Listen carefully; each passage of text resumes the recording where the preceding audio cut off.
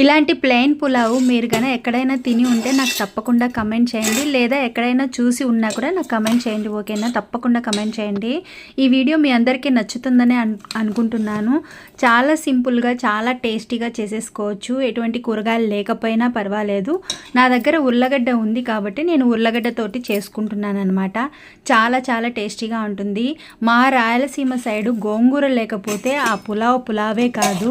ఎటువంటి ఏ చికెన్ బిర్యానీ కానీ, మటన్ బిర్యానీ కానీ, ప్లెయిన్ పులావ్ కానీ, గీ రైస్ కానీ, ఏ దాంట్లోకైనా మా సైడ్ కడప సైడ్ వస్తే కనుక తప్పకుండా గోంగూర అయితే కంపల్సరీగా ఉంటుంది. చాలా చోట్ల గోంగూర అయితే ఎక్కువగా చెయ్యరు. చాలామంది తెలియదనే చెప్తారు. హైదరాబాద్ సైడ్ అటు సైడ్ అయితే కన్నా, మా రాయలసీమ సైడ్ అయితే మాత్రం గోంగూర కంపల్సరీగా ఉండాల్సిందే.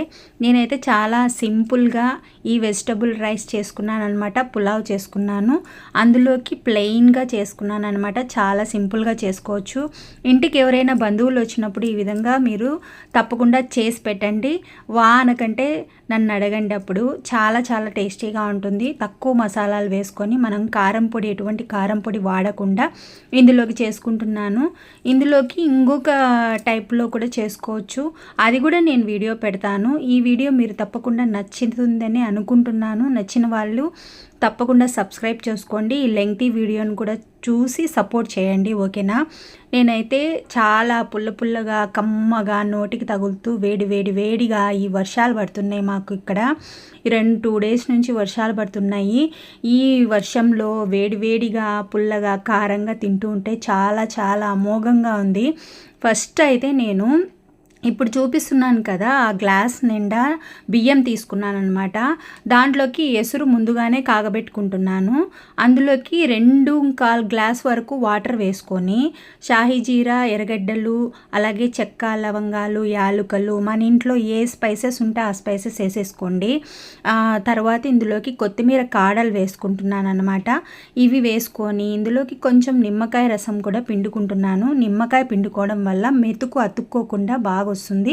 అలాగే ఆ నిమ్మ చెక్కను కూడా ఆ నీళ్ళల్లో వేసేసి నేను ఉడికించుకుంటున్నాను అనమాట. ముందుగా నేను 2 కప్పుల వరకు, అదే ఆ గ్లాస్ వరకు వేసాను. తర్వాత ఇప్పుడు ఒక 1/4 కప్పు వేసాను అనమాట నీళ్ళు. ఇవి తగినంత ఉప్పు వేసేసి ఇప్పుడే దీంట్లోనే ఉప్పు వేసేసుకొని నేను ఉడికించుకుంటున్నాను. బాగా మసలు కాగేంత వరకు ఉడికించుకుంటున్నాను అనమాట. చూడండి, ఈ కాగిన తర్వాత ఈ నీటిని వడగట్టేసుకుంటున్నాను అనమాట. ఆ పిప్పినంతా తీసేసి పక్కన పడేయాలి. తర్వాత అదే స్టవ్ మీద అదే బాండి పెట్టేసేసుకొని ఆయిల్ వేసి ఒక 1 స్పూన్ వరకు నెయ్యి వేసుకున్నాను.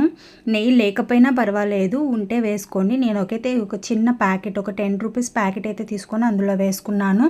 తర్వాత ఆయిల్ ఇవన్నీ కొంచెం హీట్ అయిన తర్వాత ఎర్రగడ్డ ముక్కలు వేసుకోవాలి. నేను చిన్న ఉల్లిపాయలు కాబట్టి ఒక 5 ఉల్లిపాయల వరకు సన్నగా కట్ చేసుకొని వేసుకున్నాను అనమాట. ఇవైతే ఎక్కువగా వేగాల్సిన అవసరం అయితే లేదు.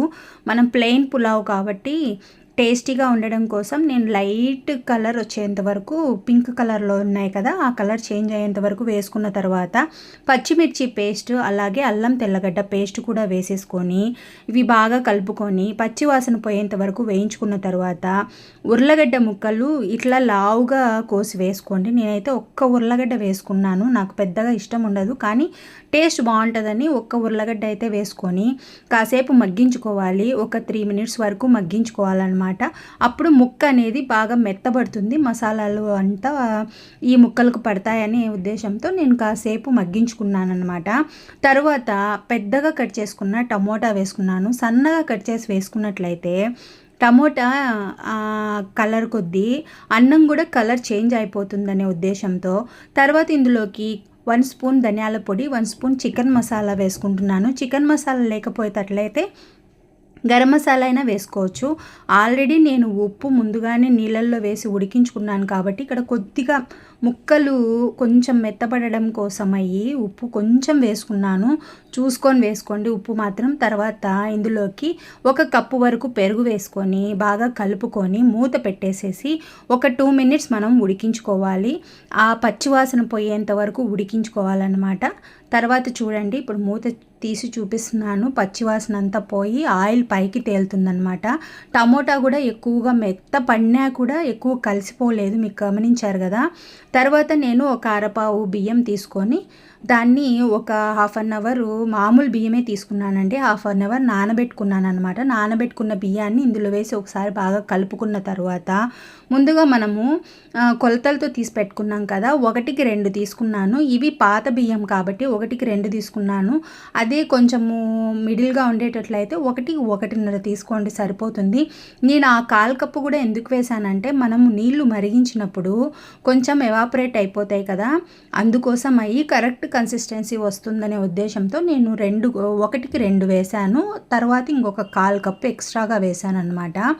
తర్వాత ఈ నీళ్ళంతా బాగా కలుపుకున్న తర్వాత ఈ అన్నము అంతా బాగా కలుపుకొని పైన 2 పచ్చిమిర్చి ఘాట్లు పెట్టుకున్నట్టు వేసుకొని కొంచెం కొత్తిమీర, పుదీనా అలాగే నెయ్యి కూడా వేసేసుకొని ఒకసారి బాగా కలబెట్టుకోవాలి. తర్వాత దీనిపైన ప్లేట్ పెట్టేసేసి మిడిల్ టు లో ఫ్లేమ్లోకి మార్చుకుంటూ మనము దీన్ని ఉడికించుకోవాలి. ఇప్పుడు చూడండి రెడీ అయిపోయింది అన్నము. ఇప్పుడే వెంటనే సర్వ్ చేసుకోకుండా ఒక 5 మినిట్స్ తర్వాత సర్వ్ చేసుకుంటే పొడి పొడిగా అన్నము మెతుకులు అతుక్కోకుండా చాలా బాగుంటుంది. ఒకసారి తప్పకుండా మీరు ట్రై చేయండి, ఓకేనా. చాలా సింపుల్గా చేసుకునే ఈ వైట్ పులావు చాలా టేస్టీగా ఉంటుంది. మీ ఫ్యామిలీ ఎవరికైనా తెలియకుండా ఉంటే ఈ వీడియోని తప్పకుండా షేర్ చేయండి. Thanks for watching.